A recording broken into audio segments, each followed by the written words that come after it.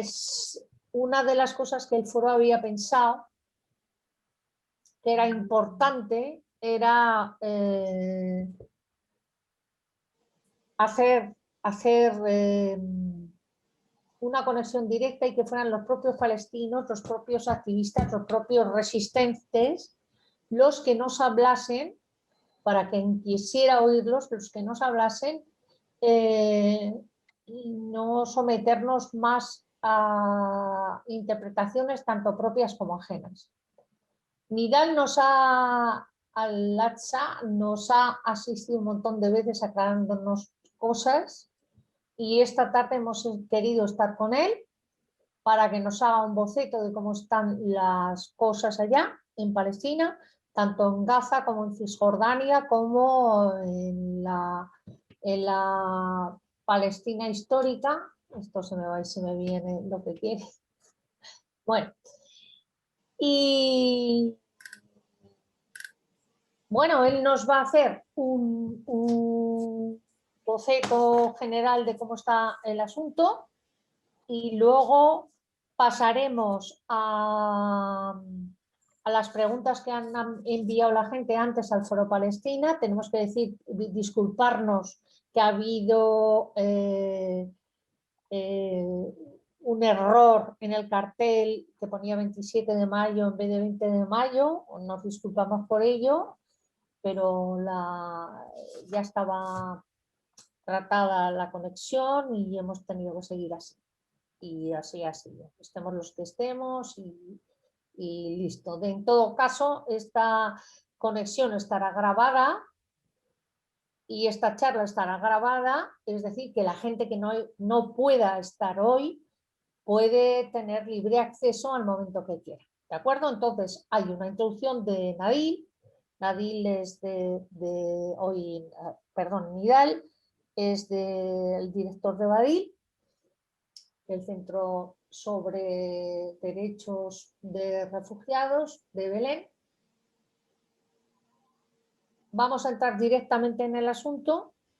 Repito, luego transmitiremos las preguntas que nos han mandado y luego si hay alguna pregunta más de la gente que está en directo, si nos da tiempo también podemos hacerla, ¿de acuerdo?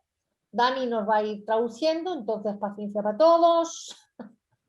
Ya tenemos todos los problemas que existen, nos hemos equivocado en el cartel, nos hemos equivocado, o sea, nos han entrado los trolls. Bueno, vayamos allá. Aprendamos de la resistencia palestina y resistamos y vamos a darle ahí. Venga, adelante, Nidal. Dr. Nidal, thank you. Thank you, Nati, and thank you for inviting me, giving me this opportunity to speak about the current situation.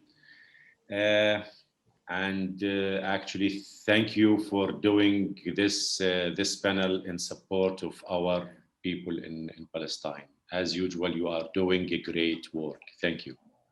Gracias por darme la oportunidad de explicar la situación y gracias por vuestro trabajo en apoyo de la causa del pueblo palestino. Gracias. I would like to start with some updates about the situation in Gaza. There is news talking about the possibility to announce ceasefire from one side, from Israeli side. This is what is confirmed by many Israeli news agencies and by Egyptian president and also by some Palestinian news agencies that Israel is going to announce ceasefire, the end of the military operation, as they call it, in Gaza from one side. Bueno, para empezar con algo de actualización reciente de lo que se está hablando desde agencias israelíes, desde agencias de prensa palestinas, por parte de la presidencia egipcia también, es que Israel tiene la intención de, como dicen ellos, finalizar las operaciones militares es decir, de llevar a cabo un alto el fuego en corto plazo. Bueno, perdón. En corto plazo es el anuncio del que se habla. Such announcement, if it happened, it will mean that Israel will not commit itself to any of obligation or any responsibility toward Gaza. This means that Israel wants to continue its policy toward Gaza and toward our people. And this was confirmed by the spokesperson of the Israeli government when he said or confirmed that the Israeli government will not sign anything with Hamas regarding Jerusalem. Ese es el anuncio. Ese anuncio significa que Israel obviamente no va a acompañar ese presunto alto el fuego de ningún tipo de obligación ni asunción de responsabilidades, sino que va a continuar con su política respecto de Gaza y de su población, según ha manifestado el portavoz del gobierno de Israel.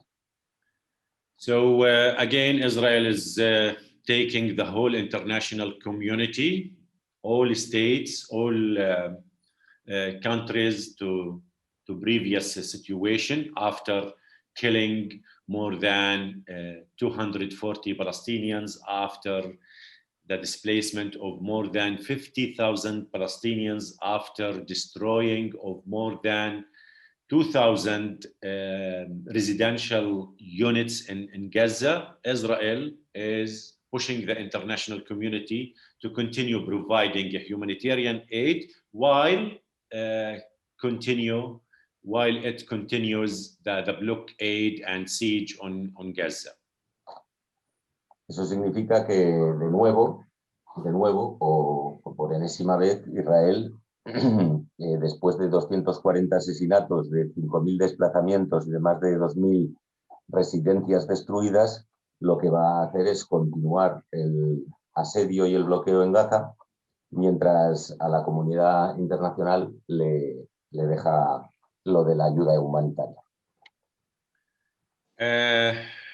Now there is a funeral for a Palestinian boy, 17 years old, who was got injured and killed actually days ago in Al-Fahim, inside Palestine occupied in 1948. There is a big funeral for him. Shows the wide support from other Palestinian towns and cities inside what is called now Israel, historic Palestine. Ahora mismo lo que se está llevando a cabo es un gran funeral por un chico de 17 años recientemente asesinado dentro de la Palestina histórica, y un funeral que está generando el apoyo en muchas otras localidades del 48. In support of the steadfast in Gaza and in support of the struggle of Palestinians inside the Green Line in historic Palestine, occupied in 1948, there are many demonstrations taking place, occurring now. 200 meters from my office here in Bethlehem, there is a big demonstration on the entrance of Bethlehem with Jerusalem. There is another demonstration in Hebron and Ramallah, also in support of other Palestinians in Gaza and Palestine 48.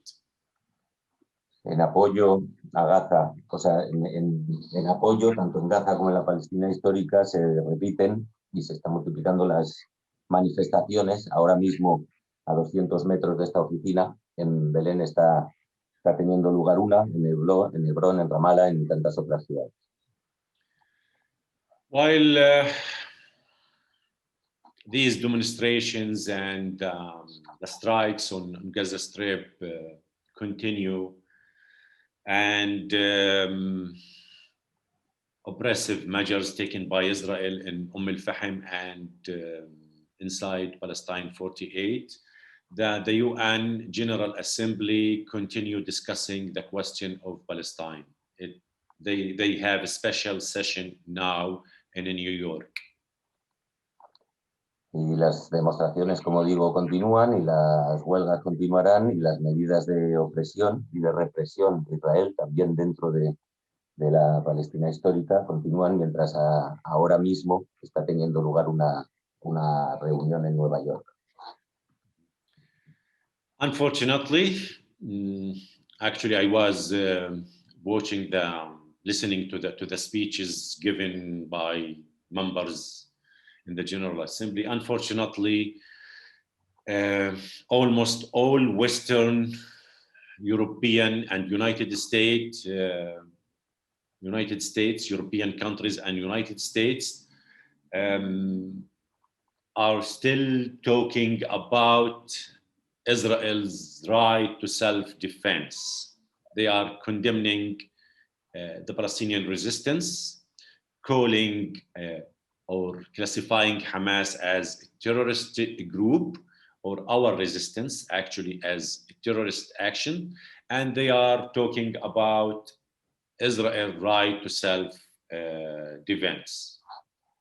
He estado escuchando algunos de esos discursos en la Asamblea General de Naciones Unidas y la mayoría, vamos, todos los voceros de países de la Unión Europea y de Estados Unidos también pues coinciden, existen en el derecho a defenderse de Israel y condenan a la resistencia, calificando a Hamas como grupo terrorista. Yeah, and unfortunately, these states misleading the whole international community by presenting self-defense as an absolute right for a state, for Israel. They intentionally drop the elements of using this right according to international law and according to the UN Charter itself. Desgraciadamente, toda la comunidad internacional sigue presentando la autodefensa como derecho absoluto, esa autodefensa entrecomillada, como derecho absoluto de Israel, mientras tira a la basura absolutamente todo el resto de parámetros de la legislación internacional.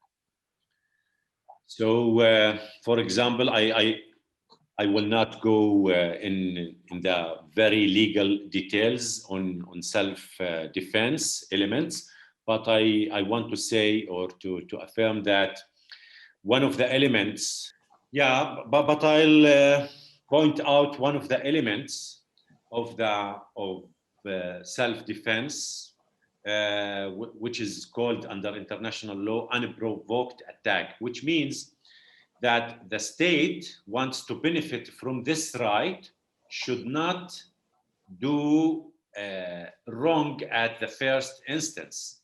So the question is Israeli practices and policies of occupation, colonization, apartheid in Palestine consistent with international law? Aren't these practices and policies consisting violations, crimes under international law? So does Israel or can Israel boast its right to self-determination while it is occupying Palestine and imposing a blockade on Gaza since 15 years? No entraré en detalles legales sobre la cuestión de la autodefensa, pero sí que me gustaría subrayar algunos elementos que condicionan, ¿no?, ese derecho a defenderse en la ley internacional. Básicamente, que para apelar o para acogerte a ese derecho, lo que tienes que hacer como Estado es no haber empezado tú el conflicto, por decirlo así. La pregunta es si Israel, si sus prácticas y políticas de violación de derechos permanente, perpetua y de crímenes, ¿no?, considerados y certificados y de alguna manera denunciados repetidamente, ¿no? ante la legislación internacional.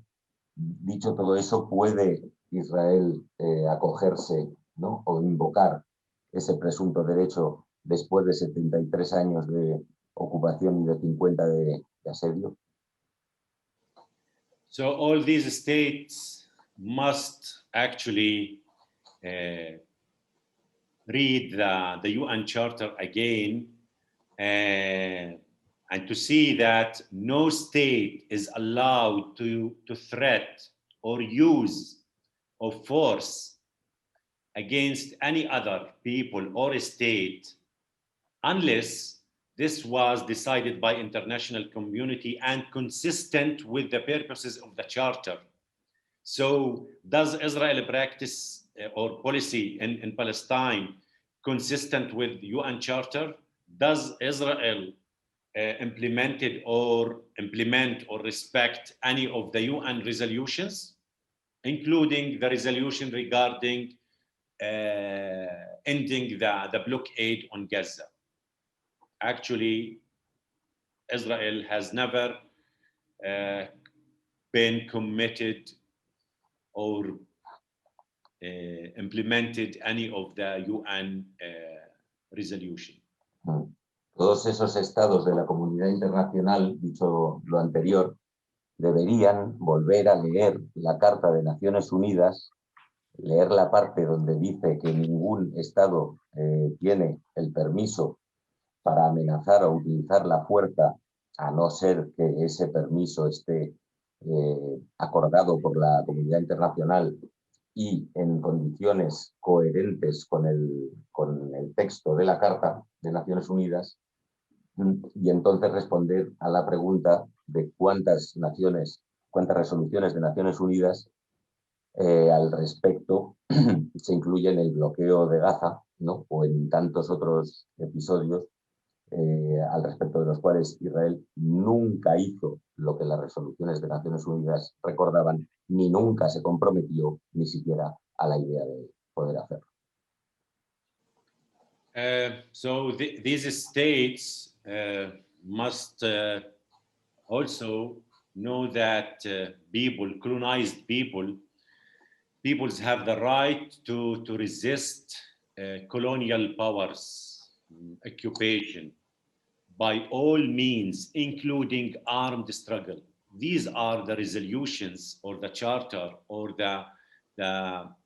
actually there are many resolutions regarding Palestine and other colonized people, giving the right to colonized people to struggle and to have their right to self-determination by all means, including armed struggle. So we have the right to struggle against Israel, against the colonial power, and this is confirmed by many, many resolutions by the UN itself. So there is no place to accept this allegation that Israel has the right to self-defense and our resistance, the Palestinians, is illegitimate. It's colonial approach imposed on us. También todos esos estados deberían recordar que, de acuerdo a los mismos textos legales, a la misma legislación internacional, todo pueblo colonizado tiene el derecho a resistir a una ocupación colonial por todos los medios. Y las resoluciones sobre Palestina y sobre muchos otros territorios ocupados y otros pueblos colonizados lo han repetido. El derecho a luchar por todos los medios posibles es un derecho del pueblo palestino en tanto que pueblo colonizado. Es un derecho amparado por todas esas resoluciones y por lo tanto eso anula cualquier sentido a la apelación del derecho a defenderse del ocupante y del colonizador. I'll talk a few words about the international solidarity movement before moving to the question part. I want to say first that our people highly appreciate the solidarity movement and the demonstrations took place in many countries, including Spain, Madrid, Zaragoza, other countries, including United States. We appreciate this kind of support and solidarity with us. Unas pocas palabras antes de daros el turno a las preguntas sobre el movimiento de solidaridad internacional, para decir que nuestra gente realmente valora y aprecia el volumen de movilizaciones, de manifestaciones, de gestos, de acciones de apoyo en todas las partes del mundo, incluido el Estado español, por supuesto, en Madrid, en Zaragoza también, donde sea, incluso en Estados Unidos. But also our people is asking, I heard this from many, should there be tens and hundreds of Palestinian martyrs and victims and wait till to mobilize the international solidarity with Palestine? Should there be thousands of houses demolished by Israeli forces and then the solidarity movement with Palestine start to move? How many women or children or elder people should be killed till the international community or solidarity with Palestine start to move in support of us? These are, I believe, legitimate questions among our people. También, no obstante, nuestra gente se pregunta y lleva tiempo preguntándose si son suficientes 100, 1000 o 10.000 mártires o víctimas para movilizar esa solidaridad internacional, cuántas miles de casas tienen que ser demolidas para movilizar esa solidaridad internacional, o cuántos miles más deben ser los asesinados o las casas demolidas o las familias bombardeadas, y creemos que es una pregunta perfectamente legítima por nuestra parte. So I want to say that showing sympathy with us is appreciated, and it's human behavior, and our people, they need it. And also providing humanitarian aid, relief to Gaza and to our people, to refugees, to those displaced, is required. And we appreciate this, but it's not enough. Actually, we need more. We need strategy. How to influence governments, how to influence the decision makers, especially in the Western powerful states. So the question among our people is about what about accountability, holding Israel accountable to international law? What about non-repetition of the aggressive attacks against Gaza, or those in Jerusalem, or those in West Bank, or inside Israel itself, the Green Line inside historic Palestine? What about justice, equality? What about our right to self-determination and our refugees, millions of refugees, right to return to their homes and properties? So these are the root causes of the conflict, which should be addressed by international community. Sorry, Dan, for making it long, Yani. No, sorry, I have it all. Don't worry. La empatía también se aprecia, por supuesto. Es un sentimiento humano. Incluso la ayuda humanitaria también se aprecia y se agradece, por supuesto, pero no es suficiente. Hace falta más, hace falta estrategia, hace falta confluencia, hace falta presionar a los gobiernos y a los centros de toma de decisión. Nuestra gente se sigue ya no preguntando aquí, sino reclamando responsabilidades, respuestas ante la legislación internacional, justicia, reconocimiento del derecho de autodeterminación, reconocimiento del derecho inalienable al retorno de los refugiados y con ello, obviamente, abordar las raíces, las causas radicales del problema. Y que todo eso lo asuma, obviamente, la presunta comunidad internacional. So what I want to say that we need the international solidarity movement to protect ourselves and to achieve our legitimate rights. But honestly, international solidarity movement lacks strategy. You usually conduct activities showing solidarity with our people, but until now we don't see the effect, the influence of the civil society or the international solidarity movement on the governments, how they can change the policy of the governments, these governments who support Israel, who provide Israel with an umbrella, with impunity, protecting Israel from being holding accountable before international courts or other forums, or posing pressure on Israel to pressure it to comply with international law and to respect the Palestinian people's rights. So what is needed is a strategy, how to influence the governments.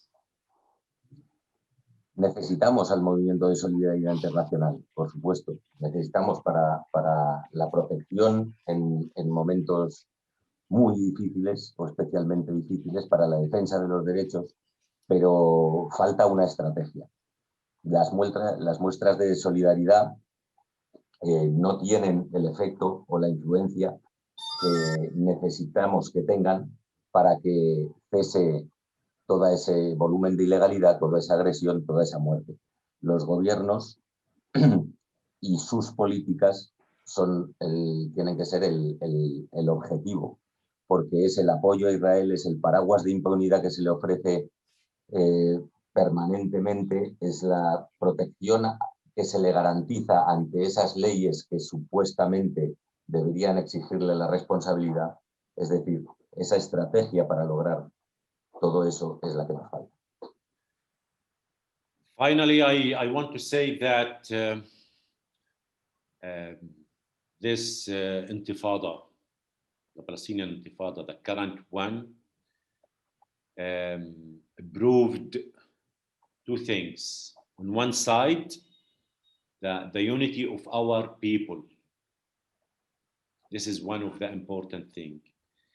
Unity of our people in Gaza and West Bank inside the Green Line in historic Palestine occupied in 48, and those in exile. And also the importance of the solidarity movement. This is on one hand.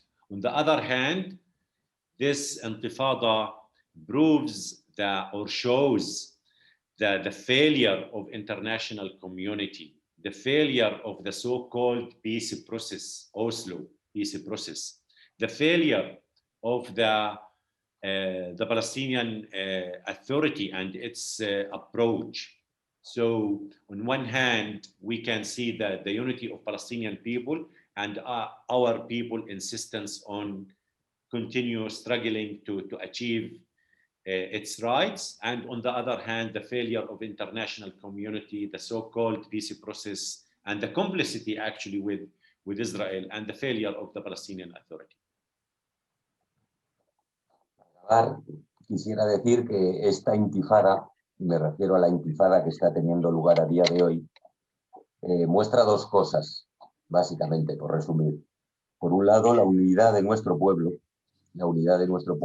en Gaza, en el exilio, en Cisjordania, en la Palestina histórica, y con el movimiento de solidaridad. y por otro lado muestra la derrota de la comunidad internacional, la derrota o demuestra la condición de entidades fallidas de la comunidad internacional, de Oslo, del proceso de paz, redicho, y de la Autoridad Nacional Palestina, de su enfoque, de su postura, de su fracaso y de su complicidad con las políticas de la ocupación. So I'll stop here and leave it to you, Danny, to pose the questions one by one. It's up to you. Así que lo voy a dejar aquí y os voy a dejar a vosotras, que sois las que ahora planteéis las preguntas que se han recogido. Entiendo que puedo leerlas una a una y transmitírselas, a falta de que me hagáis saber o me interrumpáis para aportar alguna más que vaya llegando. Una cosita solo, Dani, antes de que introduzcas las preguntas, de decirle a Nidal, bueno, son preguntas que nos han transmitido, pero decirle a Nidal que nos da un poquito de vergüenza hacerle tantas preguntas porque entendemos perfectamente lo que está diciendo, pero perfectamente desde el foro lo que está diciendo y en qué consiste ese soporte y esa solidaridad. Pero también nos tiene que entender que es necesario que trabajemos en el sentido de solucionar todas las dudas que la gente de nuestro alrededor plantee para trabajar mucho mejor, aunque con muchas dificultades, esa línea estratégica de la que él habla. First of all, before the first question, Nidal, just a minute to tell you that we understand perfectly what you just said in your last words, and that's why we feel a bit ashamed for having to ask you so many questions, for having you here and wasting your time to answer those questions. But we also ask you for a bit of understanding, because solving all these doubts that people can pose, or I mean, trying to give the information as fair as possible, as clear as possible. It's also something kind of a first condition to improve our work and try to work towards that strategic goal that you mentioned. That's. Again, I would like to say that really thank you for organizing this. It's very important to give us this platform to talk to people and to show our opinion or stand regarding what's going on. It is possible that they will, or probably tonight, they will cease fire in Gaza, but this is not the end. It will take a year or less or more, and then there will be new attack. Our people in West Bank, in Jerusalem, in 1948, in exile, they are controlled by Israel, by this colonial apartheid regime. We are oppressed by this colonial power, which is supported by the Western states in all forums at international level. This is the problem. So thank you for giving me and us this opportunity. You are doing great work. Respuesta es que de nuevo os agradezco realmente la oportunidad y esta conexión y la posibilidad de hablarle a todo el que quiera oír, de hablarle a la gente de lo que está pasando, porque es muy importante. Porque quizá el cese de la agresión en Gaza, quizá el alto el fuego de esta noche, quizá ocurra, pero eso no es el final de nada.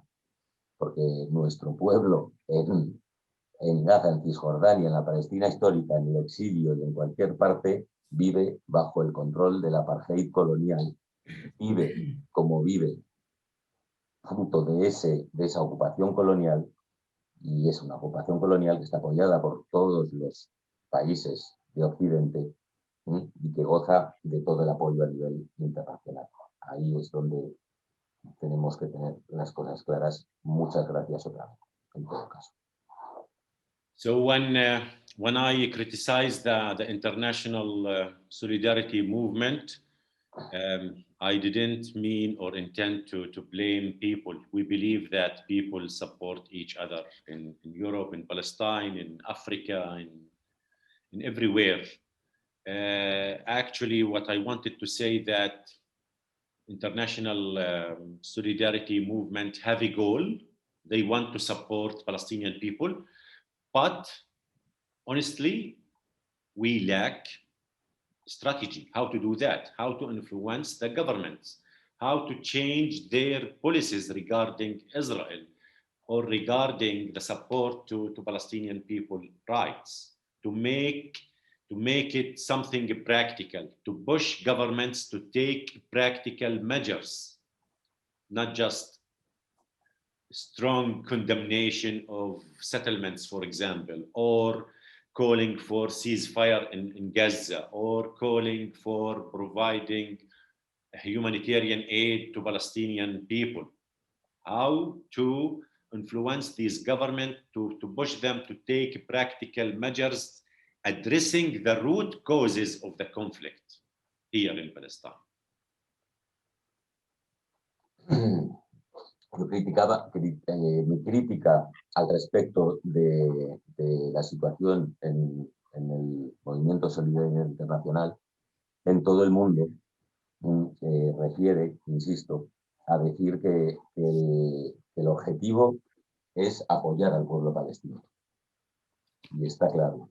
Pero el necesario trabajo en esa estrategia de cómo hacerlo, de cómo llevar a la práctica una presión que a su vez apunte y de verdad presione a las medidas prácticas, a la realidad de las medidas que tomen los gobiernos.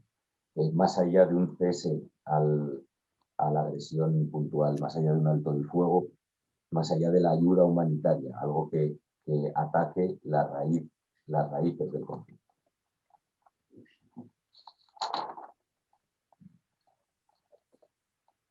So let's move to the first question, or what? Así que vayamos a la primera pregunta, ¿o qué? Sí, yo creo que sí. Ok. ¿Vale? ¿Vas leyéndolas en castellano primero y se las traduces? I'll read first the Spanish and then English, okay? Vale, algunas posiciones, incluso entre partidos de la izquierda institucional, defienden la creación de los dos estados.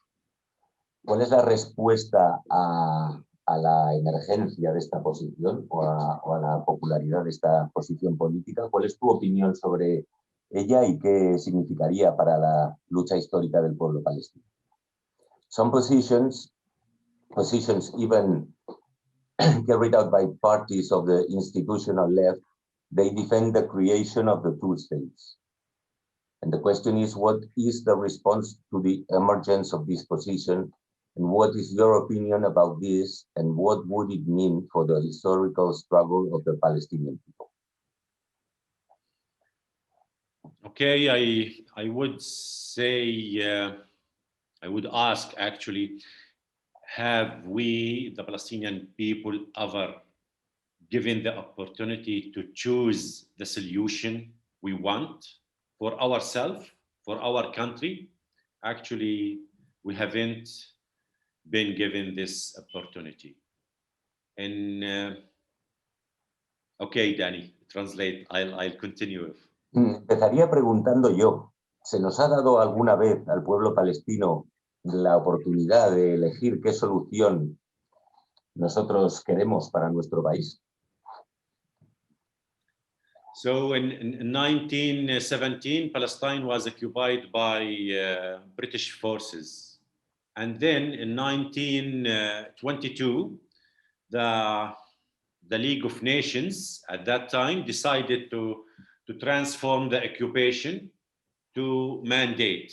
So they just changed the name of this colonization of Palestine, and they changed it from occupation to mandate, and they give or task this mandate to implement Balfour Declaration, which means to create national home for Jewish people.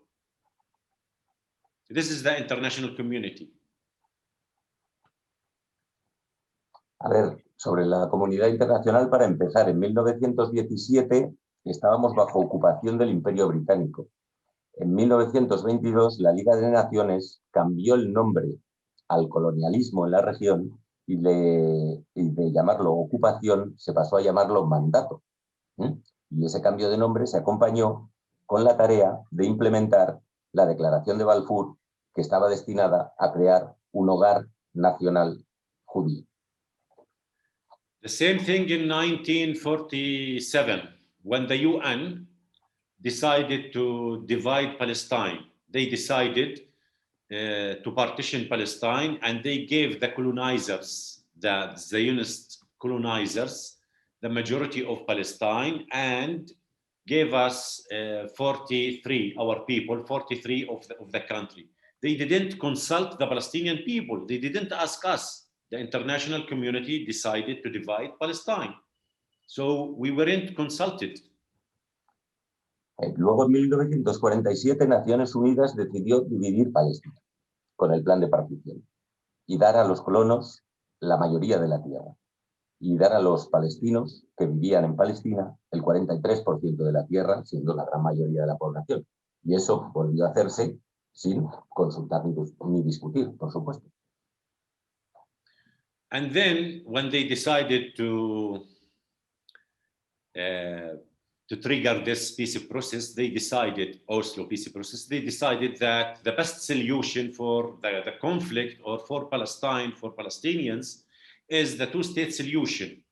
And that's the solution created by the international community, by the Arab Initiative, and by other states, and khalas, it became the best solution. They didn't consult the people. They didn't consult us.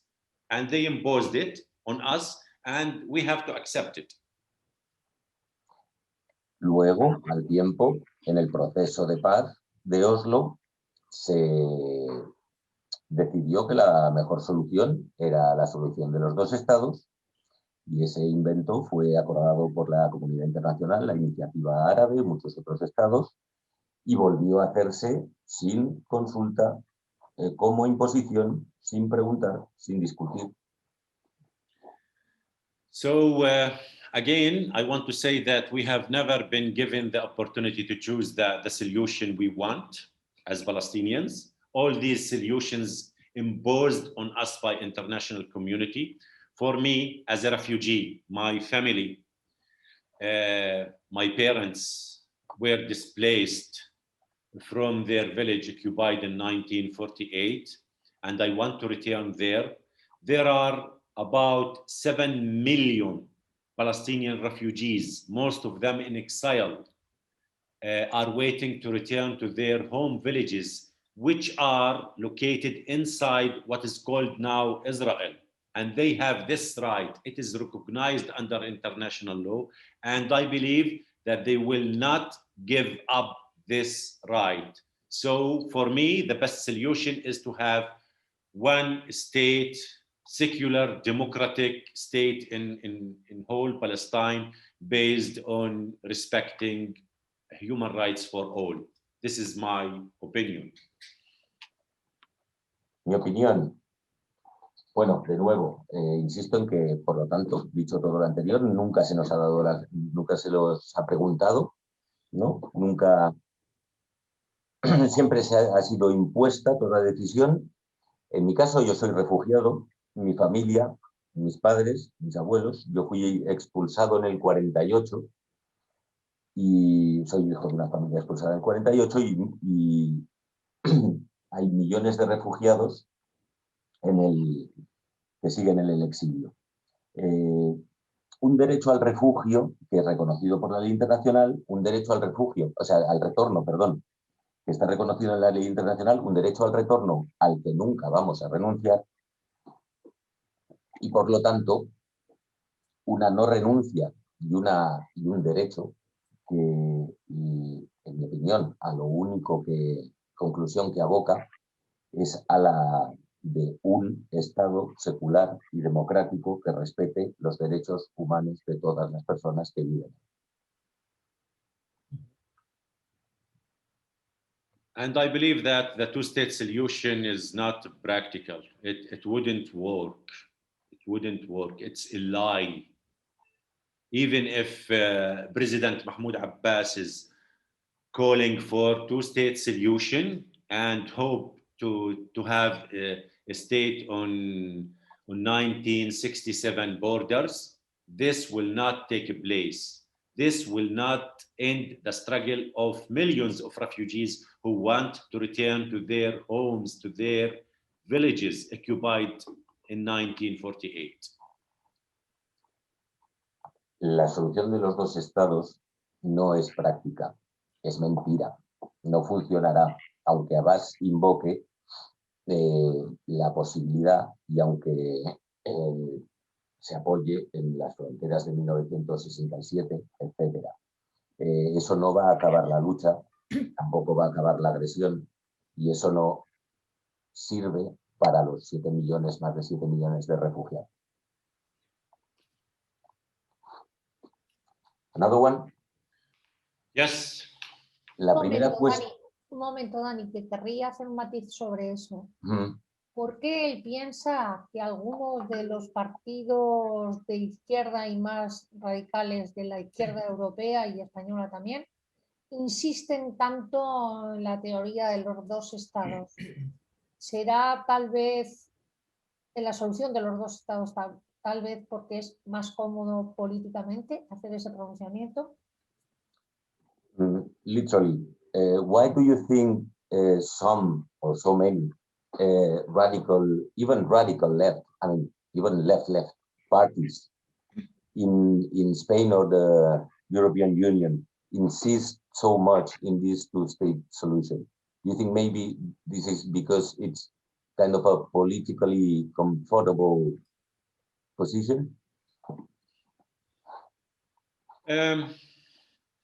I think they lack information, data, facts on the ground. For example, Bethlehem is very small. This is the first reason. Lack information, data, or don't know the facts on the ground. For example, Bethlehem is a small city. Now it is surrounded by huge Israeli colonies or settlements.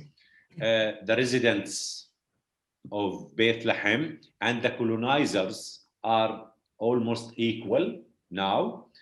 And actually, we can't move from Bethlehem to Hebron or to Jerusalem or to Ramallah without passing with these huge colonies or settlements.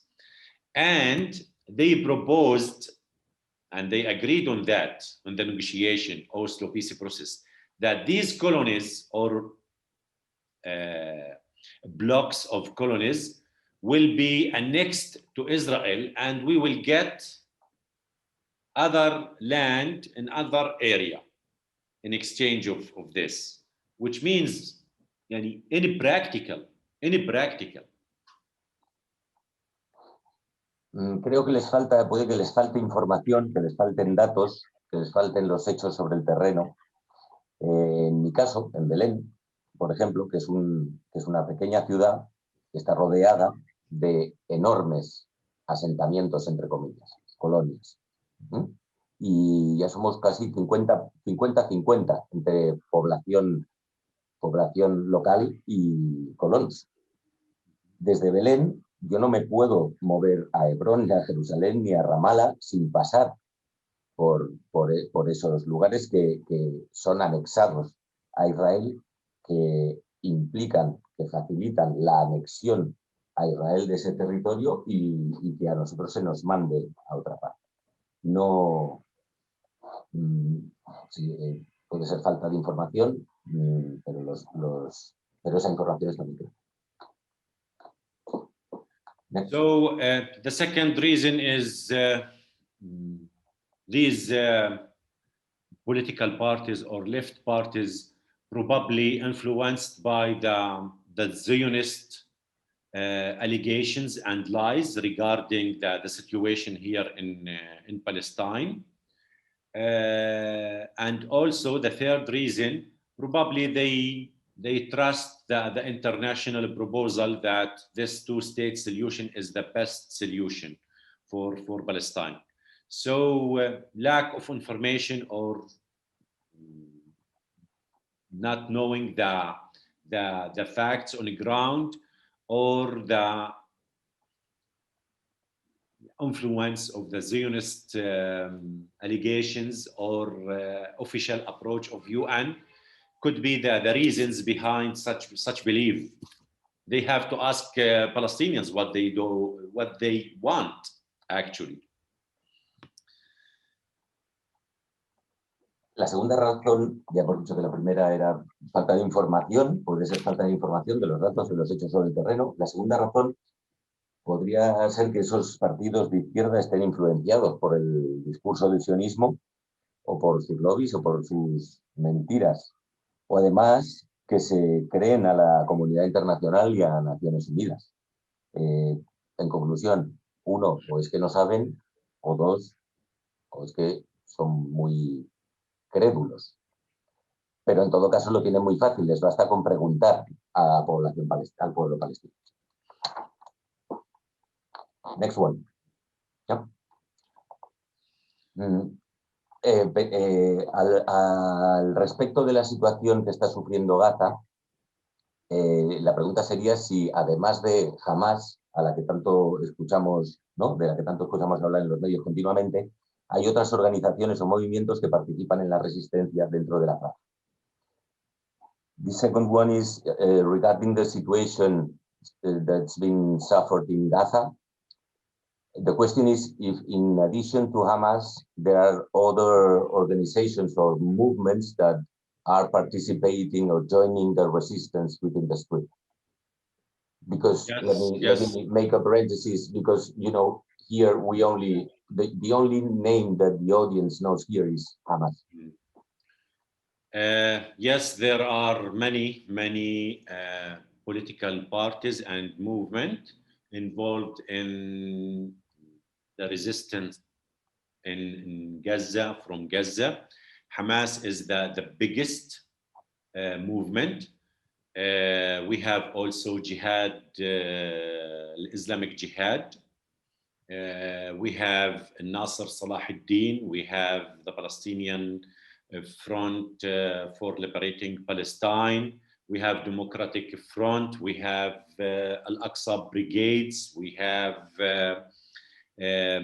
also Al-Amudi Brigades. These are Al-Mujahideen. So we have many actually brigades and political parties participating in the resistance in Gaza and involved in this movement. Yeah, it's not only Hamas. There are many, but you know, because Hamas is the biggest, people used, or the media used to focus on Hamas. And maybe because Hamas and the Islamic Jihad, BFLP also, classified by the EU as terrorist organizations or groups. Actually, this decision was made by the EU years ago by the United States. United States influenced the EU, and the EU adopted the same policy and classified these political parties as terrorist organizations. So in media, in mass media, they insist on saying this to show that our resistance is illegitimate. terrorist groups, not legitimate resistance. That's what they want to say. Por supuesto, sí, hay muchos grupos políticos y muchos movimientos implicados en la resistencia. El más grande es Hamas, la Yihad Islámica, el Frente Popular, el Frente Democrático, las Brigadas de Al-Aqsa, los Mujahideen, Al-Aqmid, las Brigadas de Al-Aqid. Hay muchos, pero el foco de los medios se centra en Hamas quizá porque Estados Unidos y Europa, haciendo caso, clasificaron a Hamas, además de la Yihad Islámica y el Hamas Islamic Jihad Popular Front en el list, ¿ya? Y la Yihad y el Frente Popular fueron clasificados en esa lista de organizaciones terroristas. Dicho todo lo que comenté al principio, obviamente con el fin de asegurar que la versión general o hegemónica era que la resistencia del pueblo palestino es ilegítima. ¿No? Vale, tercera. Es ilegítima. vale. Third one. Al respecto de la situación de discriminación que sufre la población de los territorios históricos, me gustaría saber más acerca del papel de los representantes en el Parlamento israelí de esa comunidad palestina que vive en la Palestina histórica y que es sistemáticamente discriminada por el Estado sionista. Regarding the situation of the population of the land of 48, I would like to know about the role of the political representatives in the Israeli parliament of that Palestinian community that's living in the historical Palestine and being systematically discriminated by the Zionist state. Yeah. It's not just discrimination. Actually, they are controlled by the same regime.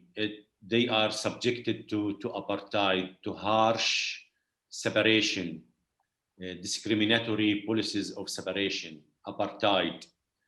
I mean the Palestinians inside what is called Israel. 20% of the population inside the Green Line are Palestinians.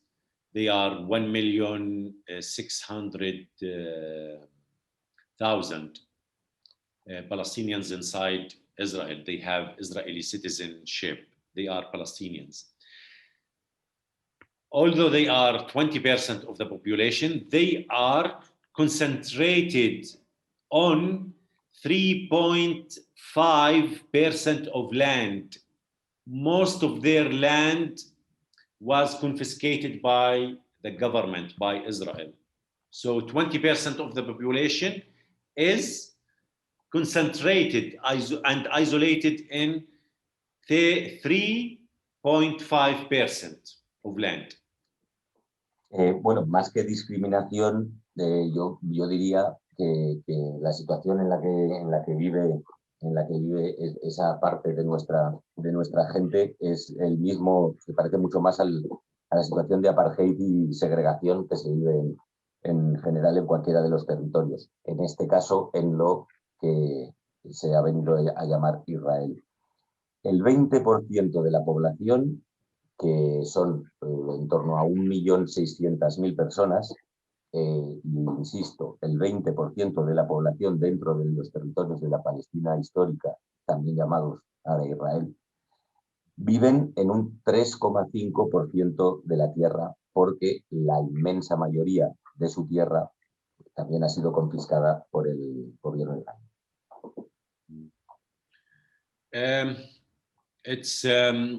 I want to say, or to say in sum, that they are subjected to harsh discriminatory policies in work, in education, in building permits, in zoning and planning of the city. They are subjected to oppressive measures. So they are oppressed by the Israeli regime inside 48.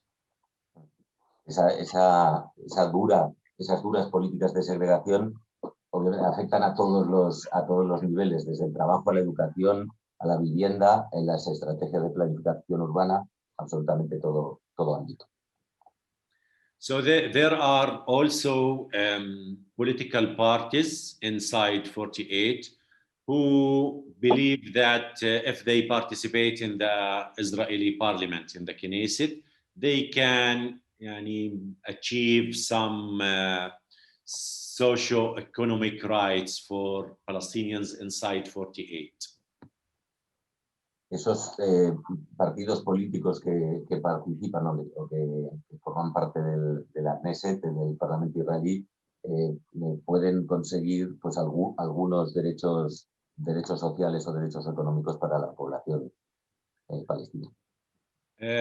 We should note that they have no influence on the Knesset or on the enacting any of the laws, and actually they couldn't make any change in favor of the Palestinian living inside the Green Line.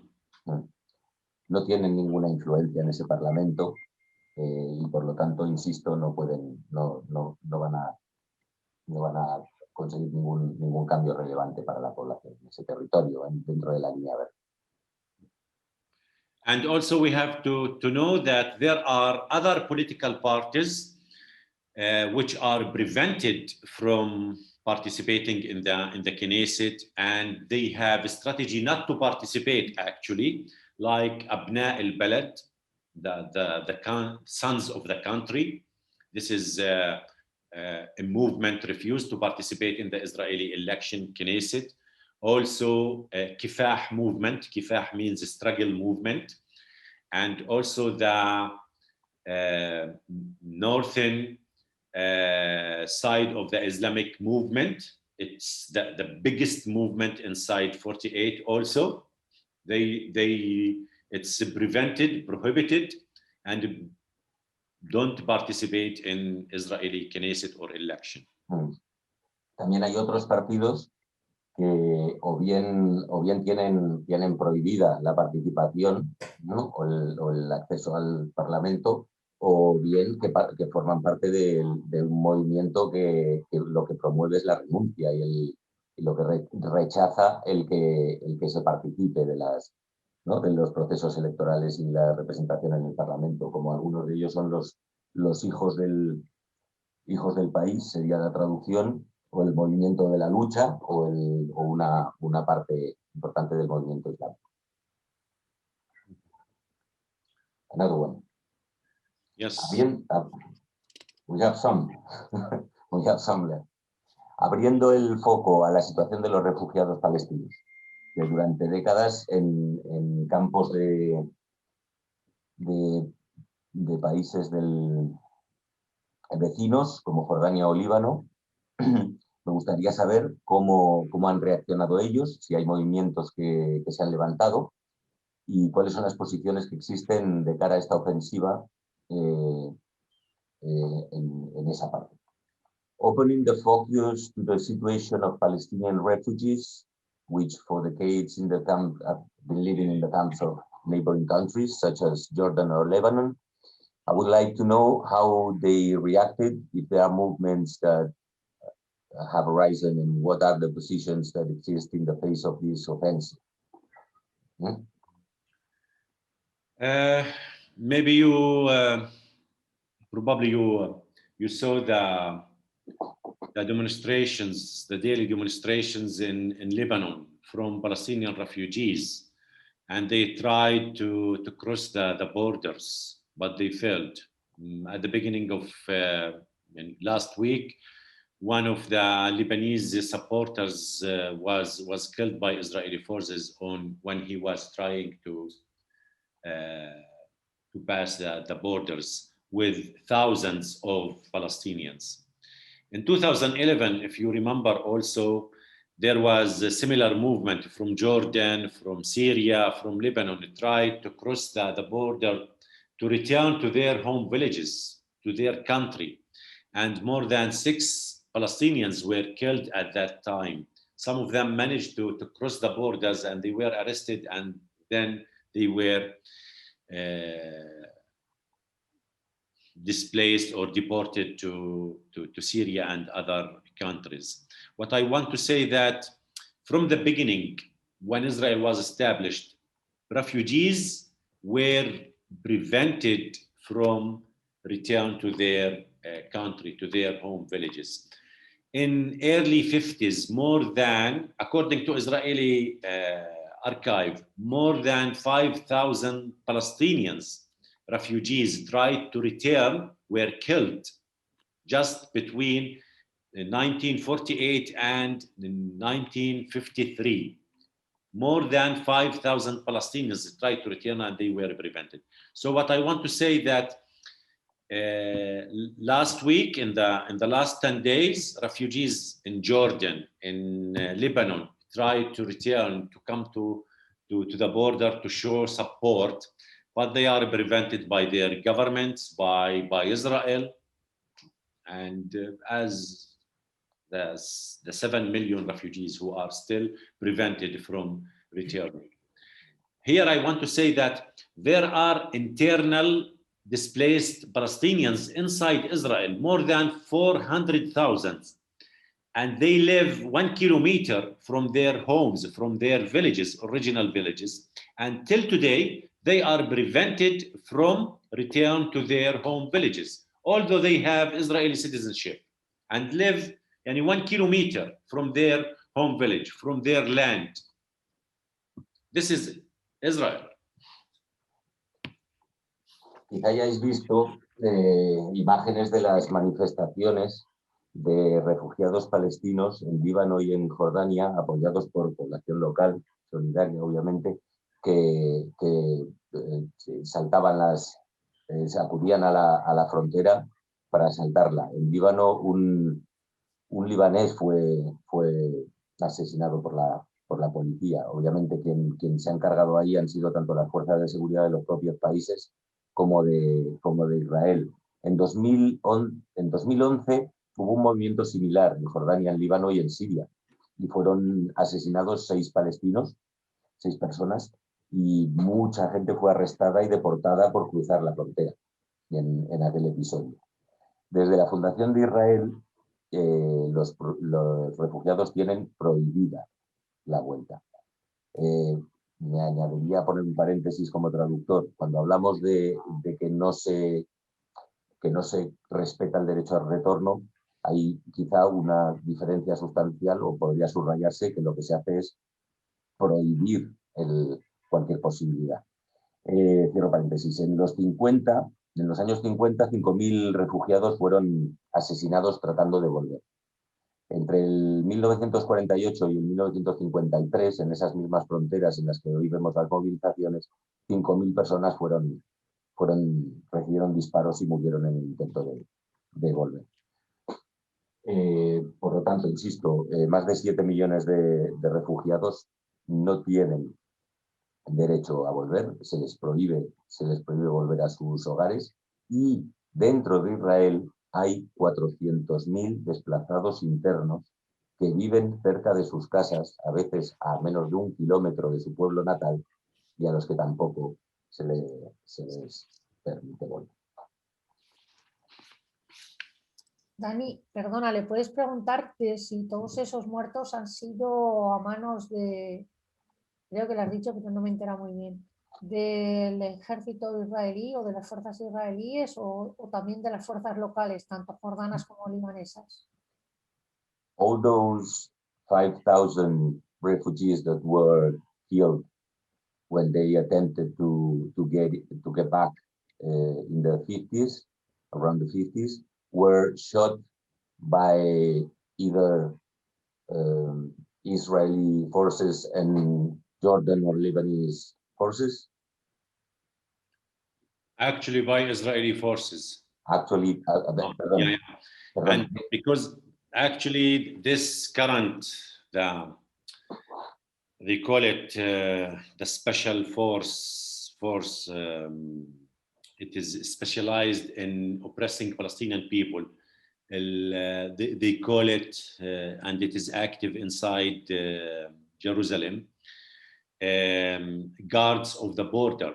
This special force was established for this purposes initially by Ben Gurion in 1949, just to prevent Palestinian refugees from return to their home villages.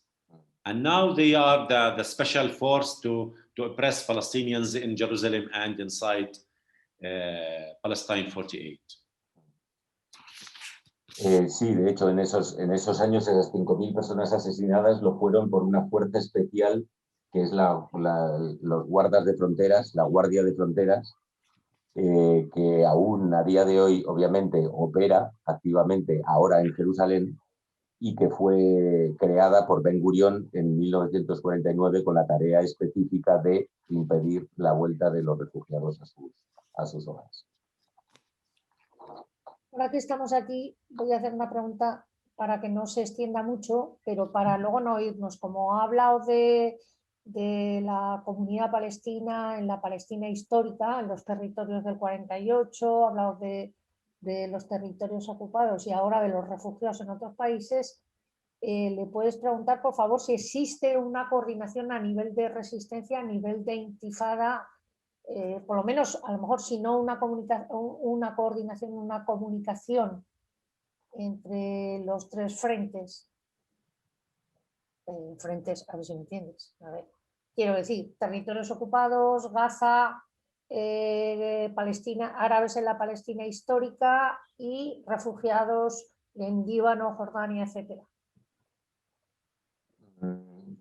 A short one. Now that we are talking about this issue, is actually, I mean, currently, is there any effective communication or coordination regarding the resistances, the different, I mean, movements or actions between those who are either refugees or in the historical territory or in Gaza and the West Bank?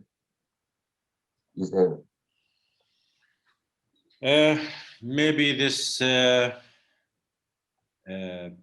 would answer other questions here. I would. Lo que pueda contar, As far as you can. You know, it's okay. No, it's okay. I would say that among the youth movement, yes, there is concrete coordination.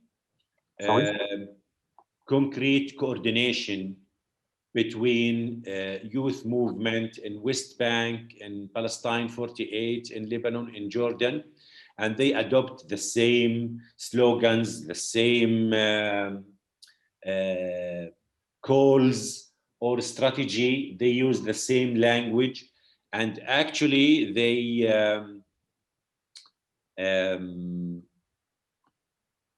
I wouldn't say that they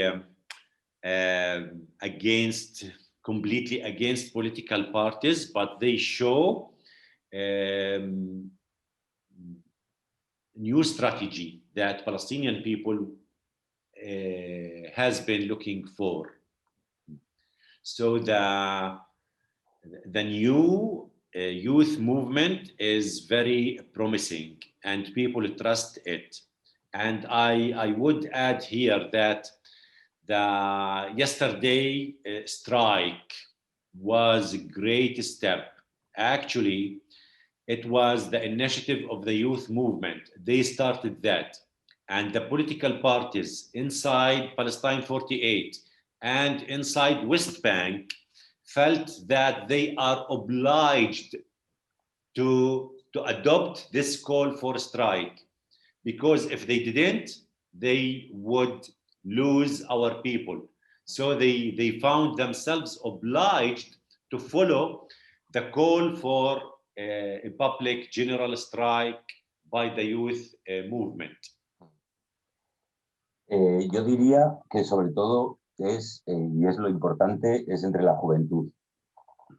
Que esa coordinación es concreta y específica entre la juventud de Cisjordania, en la Palestina histórica, en Líbano, en Jordania, o sea, los lemas y las estrategias y el lenguaje, o sea, y hablan el mismo idioma, el discurso es el mismo y las acciones.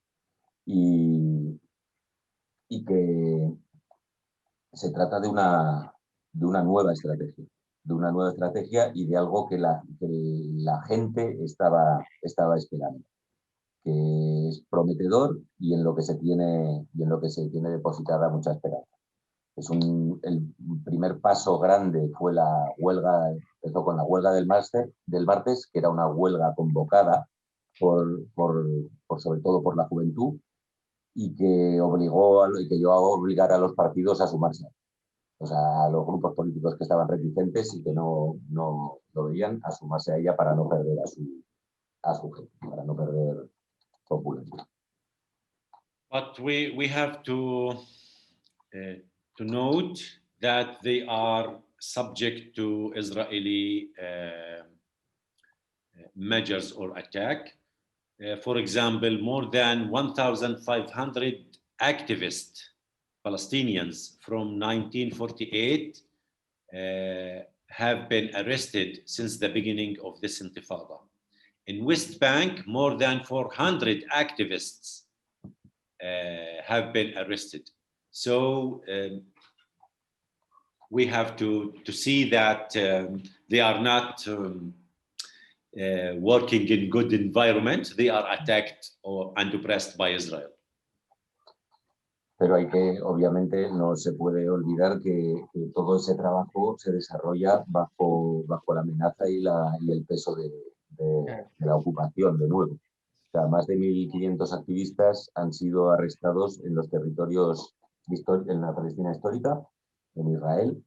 Desde que comenzó esta intifada, más de 1.500 activistas han sido arrestados. Y dentro de Cisjordania, más de 400 de ellos han sido arrestados. Next. Spanish first. Al respecto de la situación internacional, ¿crees que hay alguna diferencia entre la administración Trump y la actual administración Biden al respecto del apoyo a Israel? Y añadido además del factor norteamericano, la vuelta de tuerca que resulta del pacto Trump-Netanyahu, si piensas que algún cambio de escenario se puede dar entre los países del Magreb y de Oriente Medio. Regarding the international situation, I would like to ask you if you think there is any difference between the Trump administration and the current Biden administration regarding support for Israel. And in addition to the North American factor, as a result of the Trump-Netanyahu pact, do you consider any change of scenery between the countries of both the Maghreb and the Middle East? I mean, in short, maybe there is a difference in the tactics between the Democratic and Republican administrations. But in strategy, there is no difference between Republican or Democratic president. Obama, for example, increased the military and money assistance to Israel. The Democratic Party historically used veto in the UN much more than the Republic presidents. So maybe there will be tactic differences in the language, but in the strategy, they will continue supporting Israel as a strategic ally. They will continue providing Israel with the impunity, with the huge billions of assistance. This is the American and United States strategy. En pocas palabras, entre republicanos y demócratas en Estados Unidos quizá haya alguna diferencia de táctica, pero no hay ninguna diferencia de estrategia. Obama aumentó astronómicamente el apoyo económico y militar a Israel. Históricamente, los demócratas han apoyado más que los republicanos. Quizá el discurso sea diferente, pero la estrategia, insisto, no. Estados Unidos sigue bajo cualquier color de sus respectivos gobiernos, siendo un aliado estratégico, garantizando la impunidad del Estado de Israel y suministrándole miles de millones de dólares de apoyo. This was an easy one. Se presenta a Hamás como la contraparte de Israel. Se habla de un Estado democrático que tiene el derecho a defenderse, eso lo ha comentado en el principio de su charla, contra el ataque de un grupo terrorista. ¿Qué nos puedes decir de esto? Añado la siguiente, porque pueden ser dos partes de la misma. También nos dicen que están habiendo negociaciones entre Hamás e Israel. ¿Es eso cierto? Well, some part of this next question you already talked about, so you can focus on what you choose. Hamas is being presented as the Israeli counterpart. We speak here of a democratic state that has a right to defend itself, as you already said, against the attack of a terrorist group, blah blah. What can you tell us about it? They are telling us that there are negotiations between Hamas and Israel. Is that right? In short, I say that there is indirect negotiation through the Egyptian, through other states, through the European Union itself. But there is no direct negotiation between Hamas and Israel. For example, now they are talking about the ceasefire. There should be an agreement or something. So usually they used to sign it in Egypt, and Egypt played the mediator role between Hamas and Israel.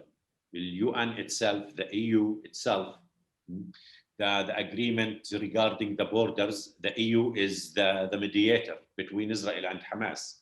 So there is no direct, there is indirect negotiation. Con pocas palabras, nunca hay una negociación directa entre Hamas y Israel cuando hay conflicto en Gaza. Ahí puede haber negociaciones indirectas en las cuales a veces la Unión Europea o normalmente o más frecuentemente Egipto ejerce el rol de mediador. Naciones Unidas, Europa, Egipto, por ejemplo. Europa es en materia de fronteras, pues podría ser Europa. La cuestión es que nunca se negocia directamente, siempre cualquier contacto es indirecto y por mediación de un tercero. And regarding this issue of accusing Hamas or classifying Hamas as a terrorist organization or a group, it's actually Western policy. They put the criteria, and this is in support to Israel and its allegations. So they want to delegitimize our resistance, the Palestinian people. Because of this, they classified most of the Palestinian political parties as terrorist organizations. The EU, unfortunately, adopted the United States approach. So Hamas, Islamic Jihad, PFLP, Al-Aqsa Brigades, and Oslo, PFLP, Popular General Leadership, are classified as terrorist organizations. Sí, sobre todo, vuelvo a lo de antes. El uso de las listas y las clasificaciones de organizaciones terroristas, en este caso es un ejemplo de cómo la comunidad internacional construye un argumento para poder seguir apoyando, defendiendo o no tocando cualquier responsabilidad de Israel, a la vez que deslegitimando el derecho a la resistencia del pueblo palestino. Es una postura, un enfoque estadounidense, una práctica estadounidense a la que se sumó en su momento la Unión Europea y que afecta a más grupos, además de Hamas.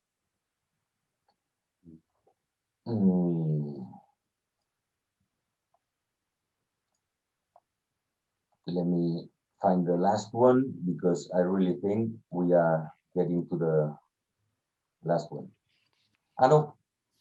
No, this last one is something I have repeated when I wrote it down, so I think we are finished with the questions. Creo que la lista de preguntas enviadas estaba, no sé si tenéis compañeros. No está terminada, ¿eh? Pues quien tengáis alguna, si podéis leerla. Sorry. La puedo leer, pero es que es larguísima, ¿eh? Y yo traduzco, no hay problema. Bueno, más o menos así a mogollón, ¿eh? Another one. Miguel. Yeah. You want me to go quickly through the questions? ¿Qué dice? Nati was going to read it in Spanish first. Una especie de resumen porque es que es muy largo esto que han mandado, ¿eh? Hay dos. Our proposal. ¿Vale? There's two more questions. Nati will try to sum them up. And in this short summary, I will translate it. Or if you can read them there directly. You don't need me to translate these ones. ¿Qué? Bueno. In short, Sorry. In short, I would say that there is a question about the involvement of companies in human rights violations. And there is another question about the Palestinian Authority role. Yes. In this intifada. Esta es la que decía yo, sí. No? So I don't know if you want me to go through them. The answers I can answer in brief. Perfecto. La cuestión, él proponía dos, que era una que refiere a la responsabilidad de corporaciones y empresas en la violación de derechos humanos y la otra al papel de la autoridad palestina. Sí, aún hay otra más. La podemos hacer. La tercera que sería si Palestina es un paradigma mundial a nivel de la trascendencia que puede tener la lucha palestina para el resto de luchas. O sea, que serían tres. Papel de la esto, es que aquí está. Bueno, en el papel de la Autoridad Nacional Palestina también hay una cosa concreta aquí que dicen que es crees que la población está generando una resistencia sin líderes al margen de las facciones y que esta resistencia puede reconquistar la unidad territorial. Hablando del fracaso del asunto de la Autoridad Nacional Palestina. Que creo que es la que tiene él, porque le he estado mandando, ha llegado más tarde en inglés. Okay. So we have these three. Let me add some details that they added. But the first one would be, the one about the liability of corporations regarding human rights. Yeah, I would say that the UN Human Rights Council 2 years ago distributed a list of the companies involved in human rights abuses here in OPT.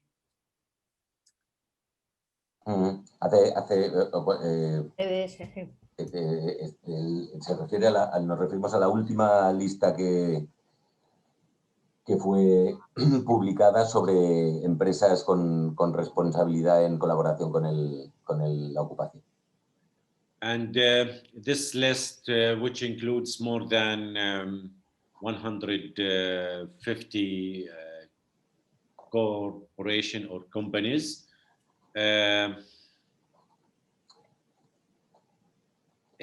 has become public, but unfortunately, its states have not taken real measures to hold these companies accountable? La lista incluye unas 150 compañías violadoras de derechos humanos, pero desafortunadamente no ha habido ningún Estado que haya movido un dedo para hacerlas responsables, para hacerlas asumir su responsabilidad, responder por su participación. Actually, releasing this list of companies was impelled by Western states, including the EU. They put pressure on the UN Human Rights Council to prevent it from releasing this list. The same thing is happening now. The EU didn't support to have a special session in the UN Human Rights Council. This decision was taken today to discuss the situation in OPT, the human rights situation. This is the position, the official position. Forget what they say to media or before the cameras. The real position, they didn't support special session to be held in Geneva.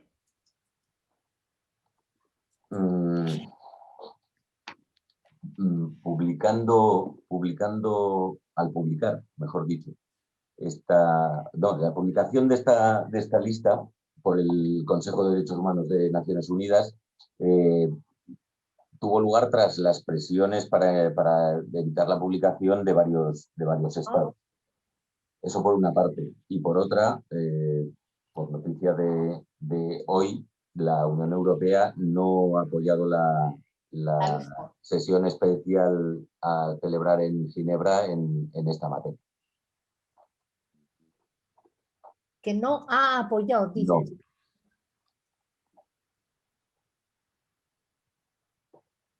Okay. The next one would be the one about the role of the Palestinian Authority and on the one hand, what's the role of the Palestinian Authority, and also, is this intifada, is this struggle that's happening now a kind of movement of resistance without leaders, or is it a movement that's going beyond the political factions and might help much better than classic politics to unify the territories? Yeah. You know, the Palestinian Authority is still committed to Oslo agreements, including this security coordination. Also, the Palestinian Authority committed to international community to keep calling for implementing the UN resolutions. So they have this strategy for diplomatic interventions. La autoridad palestina permanece comprometida con los acuerdos de Oslo, con uno de sus elementos importantes que es la coordinación de seguridad con el ocupante, comprometida con la comunidad internacional y la búsqueda del cumplimiento de las resoluciones de Naciones Unidas, comprometida en general con las actividades de la diplomacia. So, at the level of the leadership, President Mahmoud Abbas and his staff, they just made calls to international community, and they didn't say anything against the Intifada, which is something new. Nothing against, you said. Yeah, nothing against. En esta ocasión, a nivel de cúpula, a nivel de liderazgo, Abbas y los más altos cargos, ha habido llamadas a la responsabilidad o al compromiso de la comunidad internacional, las apelaciones habituales, pero, digo, en este caso, no ha habido ninguna mención contra la violencia popular y la intifada. in the previous wars on Gaza, they made clear statements blaming Hamas. In the previous, but this time they didn't. Until now. En episodios previos, además, aparte de lo dicho, siempre la autoridad palestina siempre había hecho algún pronunciamiento culpando a Hamas o señalando a Hamas por algún motivo. En esta ocasión, no. The popular activities on the ground here in West Bank is supported by Fatah. You know that the Palestinian Authority is supported by Fatah, and Fatah is active in the demonstration on the ground, but to be honest, not strongly. They participate, but not very, very strong. Fatah can put much more than this. En cuanto a de vuelta a las actividades populares, a todo el movimiento popular, a todo lo que sucede cada día en la calle, por ejemplo en Cisjordania, hay que decir que todo ese movimiento, todas las acciones o manifestaciones están apoyadas por Fatah, diría yo, de manera activa, pero no intensa. Podrían hacer mucho más de lo que hacen, pero está. Yes, they are in between, supporting the official approach for calling the diplomatic interventions, seeking diplomatic interventions. And they also participate in street activities, but not strongly. This is very clear. And this is maybe because the new youth movement, those activists who are not affiliated to any political party, are playing major role in pushing things to demonstrations or a new intifada. Insisto, eso lo que deja claro es que el papel de Fatah, que es el partido, ¿no?, de la autoridad palestina, mantiene el enfoque y el discurso de la diplomacia, de la intervención diplomática, pero también está presente o se ve obligado a estar presente en lo que está pasando a nivel popular y juvenil, sobre todo, básicamente, yo diría porque la inmensa mayoría de esos nuevos y nuevas jóvenes que están liderando todo este movimiento no pertenecen a las bases de ningún partido, de ninguna organización institucional y están protagonizando una verdadera intifada sin esa conexión. So to be clear that I would say that all political parties, left, Fatah, Islamic parties, and national parties are involved in the current intifada. But to be clear also, the new movement of youth is playing major role in pushing things. And maybe this is something we have to appreciate. And personally, I see in it something promising because I believe that we need something new. Para decirlo claramente, todos los partidos políticos, izquierda, nacionalistas, islámicos, todas las tendencias están presentes, pero el papel protagónico y principal lo está llevando la juventud, lo está llevando esa juventud de la que hablaba antes y que para mí personalmente pues es lo más prometedor que está ocurriendo. So the high follow-up committee inside Palestine 48 found itself obliged, which represent the official political parties there, found itself obliged to follow the call of the youth. And the same thing happened with the Palestinian Authority here in West Bank. As I said before, they found themselves obliged to follow the call of youth. So I hope that youth will continue doing this and pushing political parties to support the struggle and the popular movement in the street. I hope.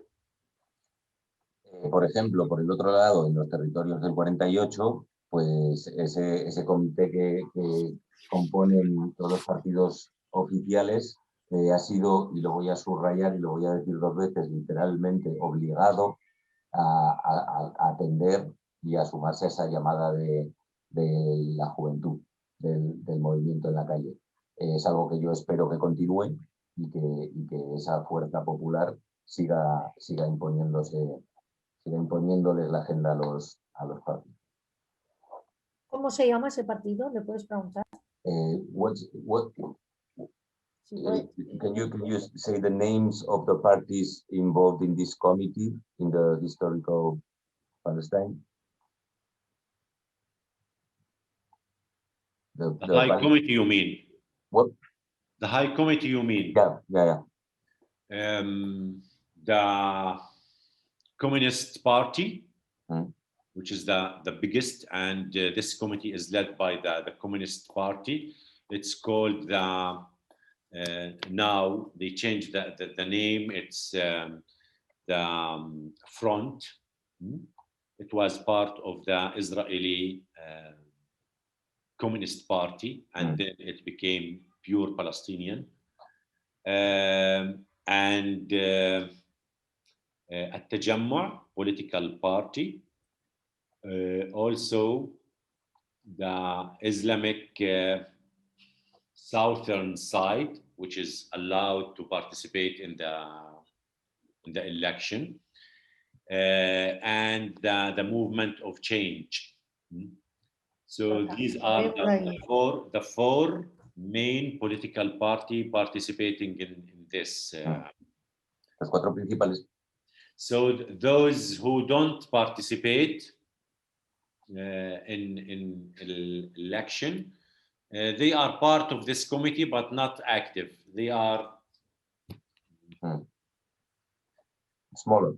They have a small or little influence. Los que no acuden a elecciones, los que también formarían parte de este comité, pero no tan activamente y con mucho menor peso porque son organizaciones más pequeñas. En el comité los 4 principales son el Partido Comunista, que en su momento era parte del Partido Comunista en Israel y cambió el nombre a Front, al Frente, cuando se extinguió. At-Tajammu', el Partido Islámico del Sur, creo que he entendido bien, y el Movimiento por el Cambio, el llamado Movimiento por el Cambio. Esos 4 partidos son los que forman el comité. And I think we have the last one. Finally, I think we have the last one, and this is about the Palestinian question, I would say, the Palestinian struggle as a world example, as a world reference, as a paradigm in terms of political struggle for the rest of let's say, not only anti-colonial, but the rest of popular struggles around the world. An easy one.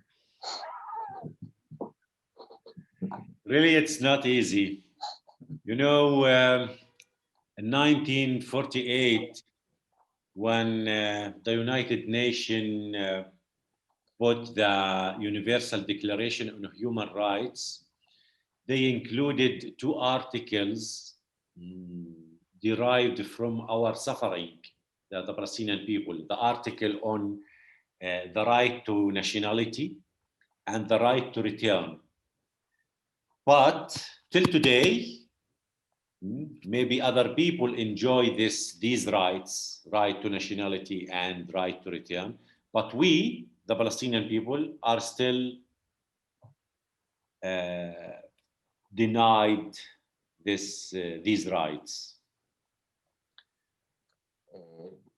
En 1948, cuando Naciones Unidas declaró la Declaración de los Derechos Humanos universal. Dani, perdona, es que tienes que traducir la pregunta. Ah, perdón, gracias por recordarlo. La última pregunta era la que habíamos comentado sobre la idea de qué opinaba Nidal sobre Palestina, la lucha en Palestina como referencia o paradigma para el resto del mundo y el resto de luchas populares en el mundo. La respuesta de Nidal empieza volviendo a 1948, cuando la Declaración Universal de los Derechos Humanos pues decide incluir un par de artículos que abordan el derecho a la nacionalidad y el derecho al retorno. Quizá haya algunos pueblos que hayan disfrutado de la efectividad de estos artículos. En nuestro caso, seguimos esperando porque 73 años después se nos sigue negando. We believe in humanity. We believe that all people must have their rights. All individuals must have their rights. So we support their struggle. Let me say that 2 weeks ago, just days before this intifada, there was a sit-in, and we gathered from the 3 refugee camps in Bethlehem in support of Cuba against the United States punishment or sanctions against Cuba. So we support Cuba from Palestine. Although we are under occupation, we support them. We believe in this. Okay, translate and I'll continue. Creemos en la humanidad y creemos en que todos los pueblos y todos los individuos tienen que tener sus derechos cumplidos. Pueden y deben. Justo unos días antes de que comenzara esta intifada, tuvimos un encuentro de los 3 campos de refugiados aquí en Belén, en apoyo al pueblo cubano y en contra del bloqueo de Estados Unidos contra Cuba. ¿Cómo? So yeah, it's we are honored that we will we still consist this spiritual influence to other people and an example, encouraging them to continue their struggle. And I can say that we will continue our struggle, and we will not give up. We will not give up. So yeah, we need other people's support, and we will support other people to have their rights. And it's good to know that we influence other people positively in this way. Bueno, digamos que es un honor poder acaso oír que se pueda ser una influencia espiritual o algo que anime a continuar luchas en otras partes. No, la nuestra va a continuar, nosotros no vamos a pararla nunca y para ello necesitamos el apoyo de otros pueblos, porque nosotros lo vamos a dar siempre que podamos. Es bueno saber en todo caso que hay palabras bonitas para nosotros. Thank you. Gracias. Hombre, no, eso faltaría. No. Yes, we can say thanks to you, Nidal, after these 2 hours. Estaba recordando ahora mismo al pueblo saharaui, que está en guerra ahora mismo. Recordar un poquito lo que está pasando, da igual, bueno, pero me he recordado y creo que es bueno hacer una mención de cómo Trump cambia la aceptación de Marruecos de Israel, por parte de Marruecos de Israel, a cambio de, le dice, pues bueno, la soberanía del Sáhara para vosotros, ¿no? Al poco tiempo empieza la guerra en el Sáhara, ¿no?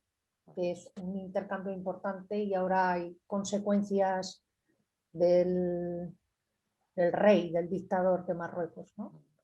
O sea que A perfect example. son hermanos vuestros y hermanas vuestras los combatientes y las combatientes saharauis. Talking about brothers and sisters around the world, one very good example of this is how Donald Trump had this trade agreement, this interchange agreement with the Moroccan government about Morocco joining the support to Israel, and Trump recognizing the Moroccan power on the Sahara territories. And a few days after, there was a war on, and now Sahara is at war because of that. So, well, it was just a mention to this situation, which is one of a few, but Yeah. it proves what you were saying.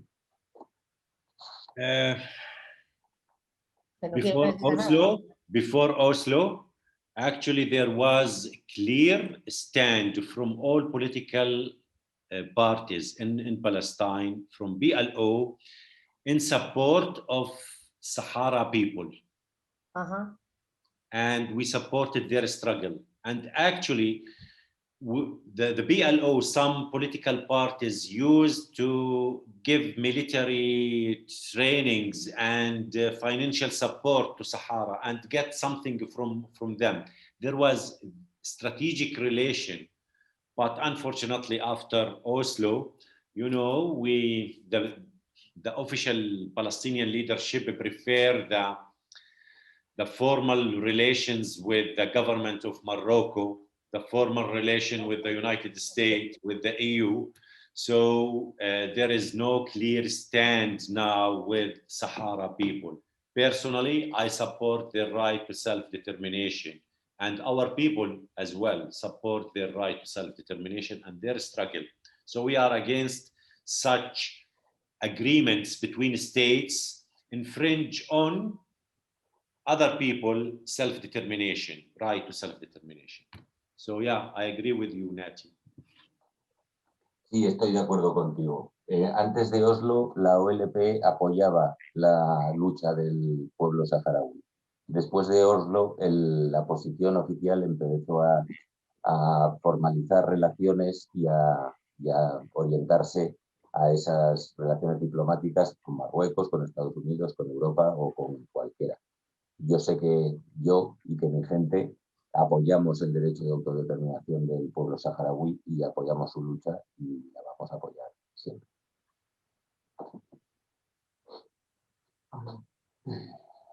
Bueno, que ya, ¿no? Vamos, nos va a romper este hombre, si no. Maybe after saying thanks, I mean, not goodbye, but we're going to say see you very, very soon.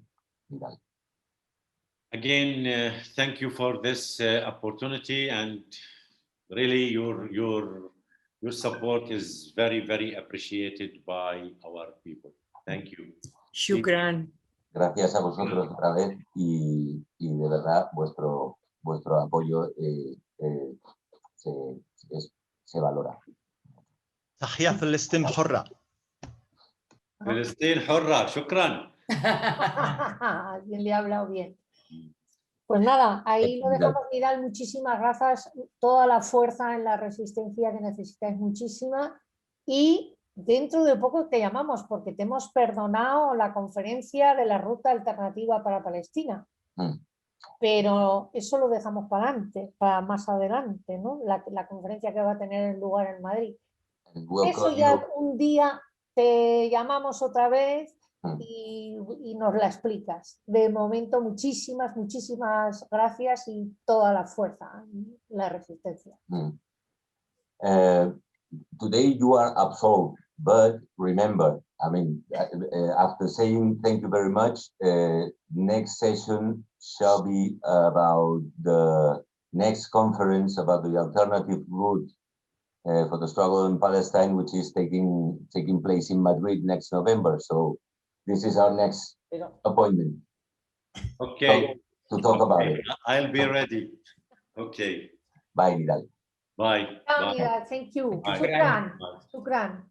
بالروح بالدم نفديك فلسطين. بالروح بالدم نفديك يا فلسطين صح.